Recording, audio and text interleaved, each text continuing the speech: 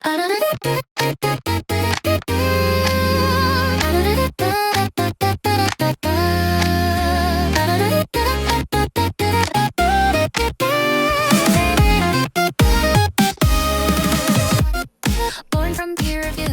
様こんばんは。夜11時を回りました。いや本当に毎週めちゃくちゃ盛り上がってますよね。もう僕勉強しかありません。本当にね、もうペイテンさん本当にもうね、ビッグペイさん本当に感謝ですよ。このカルダノラジオ、今までねカルダノの番組でいろんなゲストを迎えてやってきましたけども、オフィシャルにローンチしました。10月からこれから毎週もうカルダノの話がいっぱい、いろんなカルダノに携わっている方々を読んでお届けします。もちろん英語ですので、皆様 Please brush up your English という感じでね、今週も行きたいと思います。ちょっとね悲しいんですけども、読んでみたいと思います。 Let me introduce you to our special guest, and it's the final episode. I'm kind of sad, but Peyton, hi! Hello, I'm excited to be on for the final episode, but I imagine it won't be our final forever. Yeah, thank you very much. And you know, it's like 15 minutes, but I don't want to press the end record button. I just want to keep on going. Wow, but I mean, you know, time really flies, and you know, you taught me a lot in these 3 episodes, and thank you very much for, you know, teaching the Japanese people about what you do. And you know, a lot of people definitely got more interested in, you know, Cardano, even 8 at midnight. So, you know, I would like to pass the mic again to you so you can teach me again. Awesome. Yeah, I've been trying to think of, you know, some exciting things for this episode. And, you know, the big focus lately for Cardano has been on, you know, Midnight and then also Bitcoin DeFi, right? So I'm going to go into, you know, some cool kind of features that are going to come to Cardano with Midnight. And then I'm also going to talk about Bitcoin DeFi. So first and foremost, you know, why Bitcoin DeFi? Why would anyone want to have their Bitcoin on Cardano? You know, I think to me it's very obvious that, you know, the Bitcoiners, they have this need. You know, they've had Bitcoin for a while, they have quite a bit of Bitcoin, and there's no way to earn yield on it like there is on Cardano. You know, with Cardano, you can stake for the 3% or 2.5% APY right now and earn ADA. Whereas Bitcoiners, you know, their Bitcoin is doing nothing. And, you know, a lot of these people, they were actually putting their Bitcoin into platforms like Celsius or BlockFi that eventually went bankrupt because they weren't using the assets in a correct way. And they were putting them in these platforms to do 2 different things. The first one was to earn yield, and the second one was to take out loans on their Bitcoin. You know, because many countries have, you know, a capital gains tax of anywhere from 20 to 50%, you know, these Bitcoiners were looking to take out a loan on their Bitcoin, you know, some US dollars or some yen, for example. And then once they took out this loan, they could spend it on their everyday life without paying that capital gains tax. But them trying to, you know, use these centralized platforms eventually made them end up losing all of their Bitcoin, right? Whereas if, you know, with Cardano, because, you know, it's research driven, and, you know, the smart contracts are all written in a formal language and they're verifiably secure, you know, people could actually put their Bitcoin on the Cardano blockchain, lock it up into a smart contract, and take out a loan on it, or start to earn yield with their Bitcoin. So you've seen a lot of, you know, projects like Fluid Tokens, or even, you know, Charles, you know, from IOG. You know, they're working on a way for people to, you know, start earning yield on their Bitcoin. There's another project called, you know, Sundial, which is being built on top of Midgard. You know, Midgard is a layer 2 solution for Cardano that will increase Cardano's throughput. You know, it's going to allow you to do a huge amount of transactions and kind of bring Cardano up to speed with Solana or some of the more centralized blockchains without sacrificing that decentralization aspect. So what you'd be able to do is bring your Bitcoin into Sundial on top of Midgard, on top of Cardano, and start earning yield on your Bitcoin, and also, you know, take out loans on your Bitcoin, which I think is really exciting. You know, it's going to bring more users to Cardano, you know, more TVL, and, you know, kind of to move over to Midnight a bit. one thing that I'm really excited for with Midnight is the privacy aspect, which we brought up in recent episodes. Yeah. But we're starting to see, big major stable coins launch on Cardano. Right now we have USDM, we also have USDA, and I've heard kind of through the grapevine that Midnight is actually working on their own privacy-focused stablecoin, which has never been seen before, right? I mean, in the US, the only way that you can have a private transaction is through cash. So in a way, this is true digital cash. We've talked about stablecoins in the past as kind of being digital cash, but they're not in a way because none of those transactions are private. Whereas with the Midnight blockchain, entities, institutions, and even regular people will now have the ability to, transact stable coins in a private way using the Midnight blockchain, which is really exciting. And the airdrop date was extended to October 20th, right? So that just ended a few days ago. So very soon, the scavenger mine phase is going to start. So you'll be able to, run, essentially a little miner on your computer or on your phone that mines the Midnight token. So I'll have a little video on my channel that shows you guys how you can also start mining that Midnight token to prepare for all of the utility that's coming with the Midnight blockchain.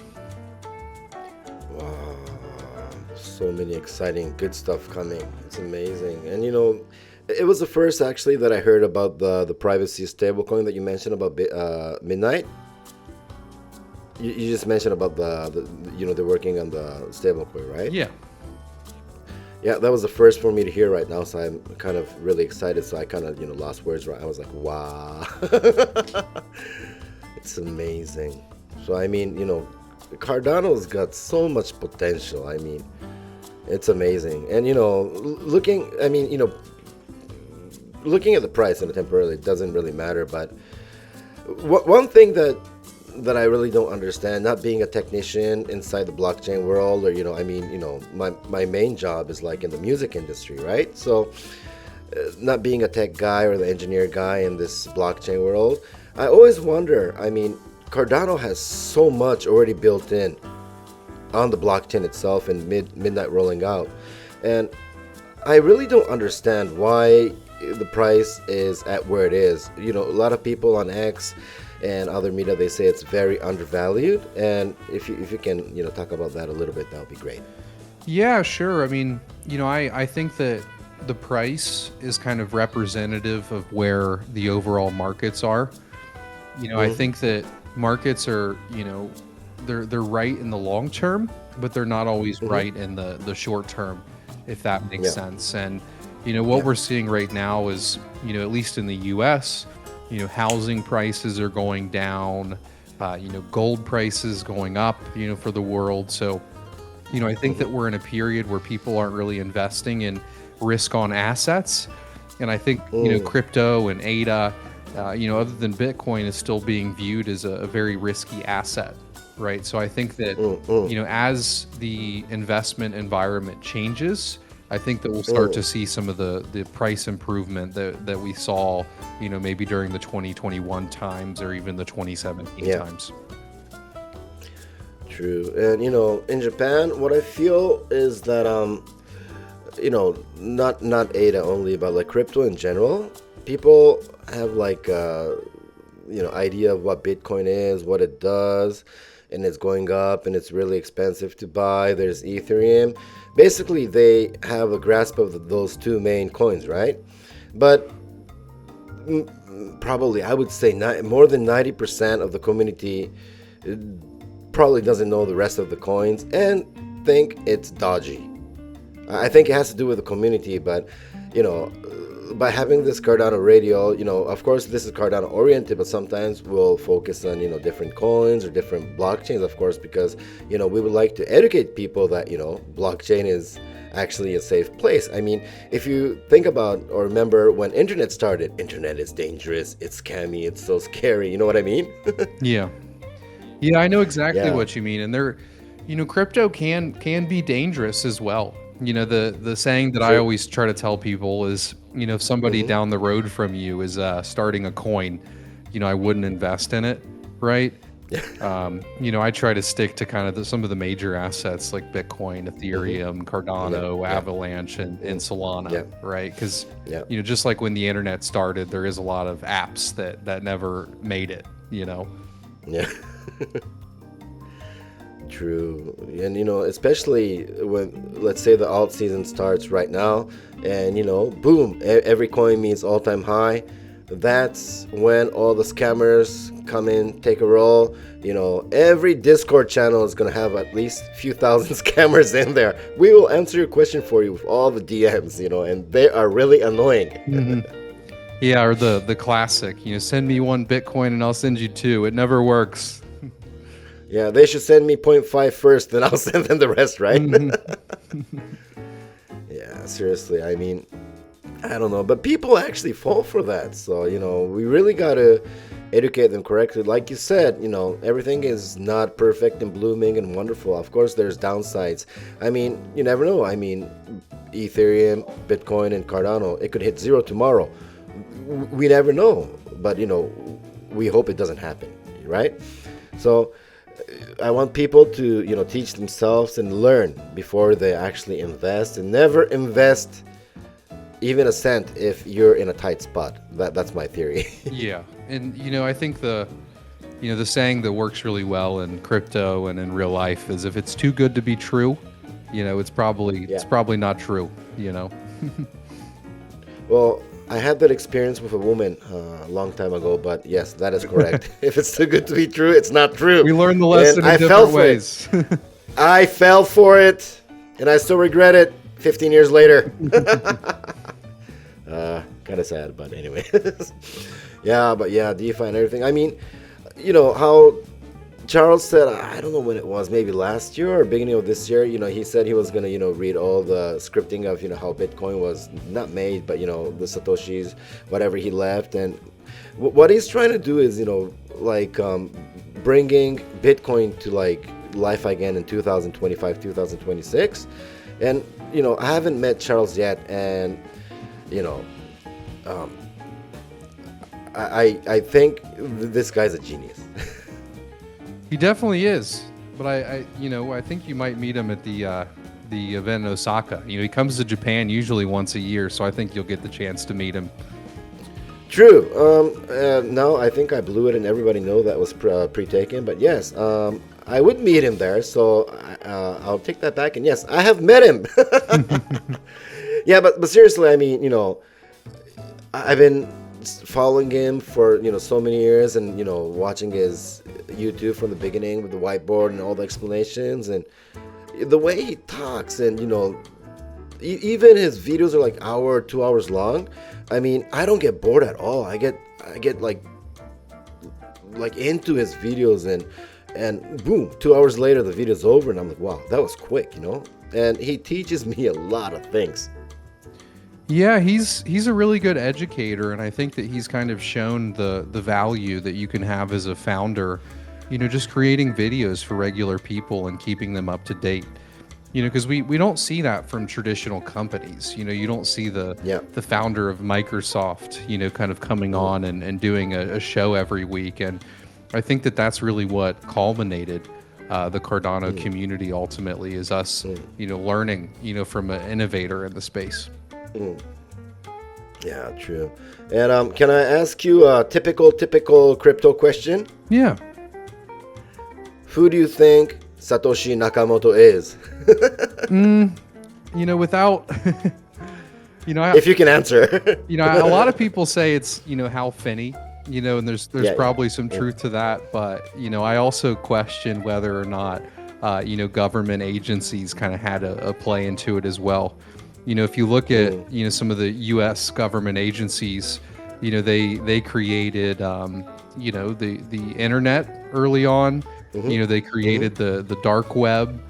They also kind of created a lot of the encryption methods that we use. So, I think that there's also a non-zero chance that, kind of a U.S. government agency kind of created, Bitcoin, right? It's a bit conspiratorial, but I think it's possible. Yeah, true. There was a documentary back in I don't remember early 1980s. NHK is like BBC for Japan, and they had a documentary for this like super tech engineer guy in Japan, and of course blockchain didn't exist and crypto didn't exist, and he was going on and on talking about it for like 30-40 minutes, and I found that maybe 2 months ago on the internet, and I was like, could he be Satoshi? Well, he has a Satoshi Nakamoto. Is that a Japanese name? Like, that's a very, very Japanese name. Yeah. So have you ever met anybody with that name before? Or I met a Nakamoto-san and Satoshi-san, but I have never met a Nakamoto Satoshi-san or Satoshi Nakamoto-san. So okay, so halfway there. Yeah. And even all the conspiracy and everything on X and everything, they're like, this character represent this, and the Satoshi essay represent this, and everybody's talking and talking and talking, but nobody has a clue, right? Yeah. So, but I wonder if this is a single person that really existed. Do you think, if let's say this guy Satoshi Nakamoto actually exists and he invented, a Bitcoin? And do you think he would ever come back and say, I'm the guy? Or do you think he'll be anonymous forever? I think that he probably would have already came back by now, Like if he had the ego that was necessary for him to feel the need to come back and say something, I think that ego would have already gotten the best of him, right? So I think that, the name is really just an analogy to the creators and not, a real representation of a person. True. Wow. Oh no, I think we are coming to the end of the show. Last episode with Peyton. I'm kind of sad.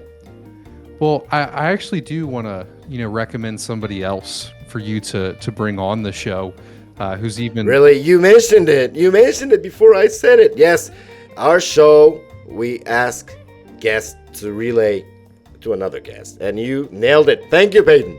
Yeah, he's a better educator than me. He's taught me so much about Cardano. He's actually the founder of one of the founders. He's the CTO of Sunday Labs, and Yes. he built Sunday Swap on Cardano. But he's taught me so much about blockchain technology and Cardano. I think he would be a great next guest for you. Wow, listeners, did you hear that? Cardano Radio is not going to end with 4 episodes. I'm already excited. We're going to keep it going. But, we're going to keep it going. And you know what? This is not going to be your last episode. Of course, you're going to be on again, right? Yes, sir. Thank you very much. I am so happy. And, you're a busy guy traveling all over the place. And, you got to fly to so many different places. And your time schedule is kind of messed up because, you can't really sleep too much. But you gave me a lot of time to share your world with the Japanese community. So, I would like to thank you so very much, sincerely. Arigatou gozaimasu in Japanese. Yeah, well, thank you for having me on. And I look forward to doing it again. And I appreciate you, giving me some of your time as well. And, thank you to the audience for listening. If you want to kind of hear more from me, my YouTube channel's Bigpey. Same thing on X. And then, atrium.io is our platform. Yeah, let me just wrap that up in Japanese real quick. 皆さん今ね、ペイトンさんが言ってくれたように、彼もいろんな、ことをチャレンジしていますので、またこれはね、X の方で、告知で彼のエイトリアムと、Bigpey の、チャンネルの方をアップしますので、よろしくお願いいたします。I just said what you said in Japanese. Awesome. Yeah. It's so funny because, if I'm more relaxed and, for example, let's say I've known you for like 5 or 10 years, and I'll be like more, of course I didn't like the stutter that much, but, I'm like so super keen right now. I'm like so, I hope I speak the right English, and I hope the listeners don't bash me. I don't speak too much English, but I think I pulled it off okay because of you. You helped me out. Yeah, I didn't hear any English that sounded incorrect. So, your English is a million times better than my Japanese. That's for sure. Thank you very much. I'm a player. Thank you so much. Yeah, but thank you so much for your time. And I am looking forward for, like you said in the last episode, Atrium, there are a lot of updates coming in November, you said, right? So before we wrap it up, is there anything else you want to add on to that, or you're good, or? Yeah, I think that's really it. The third episode covered Atrium quite well, and we've got another big update coming soon, and I'm happy to come on again in the future. Thank you so very much. It's kind of sad when, we have a few episodes and you have to leave. It's like it's a breakup. Well, it's not too bad because I'm going to see you in like 4 days. True. Yep. Listeners, you didn't hear that. Yeah, but I am really looking forward to that. And, spending some private time with you is going to be amazing. Yeah, I'm really looking forward to it as well. All right. So, ladies and gentlemen, it's a wrap. We went a little overboard, but I don't really care because we had a super guest. Ladies and gentlemen, episode 1 through episode 4, we had Bigpey. Peyton, thank you so much for your wonderful time. Yeah, thank you so much for having me. And if anybody from the Japanese community has any questions for me, always feel free just to shoot me a DM. I'm happy to help you. All right, so we will see you in Japan. Have a safe flight. Thank you. See you in Japan. Bye-bye. Bye.